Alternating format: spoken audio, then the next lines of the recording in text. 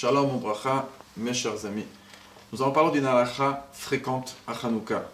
Baruch Hashem, les familles s'invitent à Hanouka, les enfants vont passer du temps chez leur famille, chez leurs parents, leurs beaux-parents.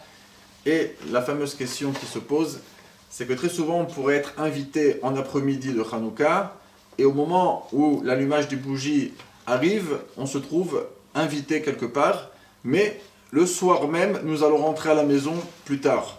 Alors, déjà, c'est important de préciser que dans le domaine du possible, il est important d'être chez soi et d'allumer les bougies à l'heure, de rester à côté des bougies de Hanouka, et ensuite quitter pour l'invitation.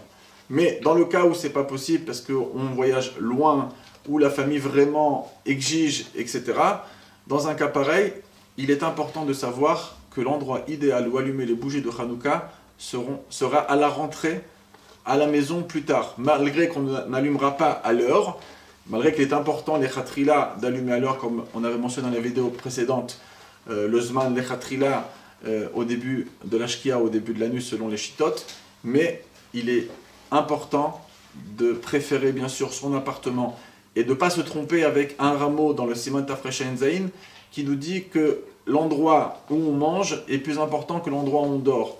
Comme le Magan Avraham et le Taz expliquent, ça ne veut pas dire un endroit où on mange d'une manière provisoire. C'est un endroit où on mange d'une manière fixe et un endroit qu'on dort d'une manière fixe. On devra préférer l'endroit où on dort. Mais dans le cas où nous mangeons et nous dormons tout le temps dans notre appartement et qu'on est simplement, occasionnellement, on se trouve chez une famille, c'est évident, comme le dit le Magan Avraham et le Taz, que l'endroit idéal c'est d'allumer à la maison. Donc tout le monde devra attendre l'entrée à la maison pour allumer les bougies de Hanouka. A bientôt mes chers amis.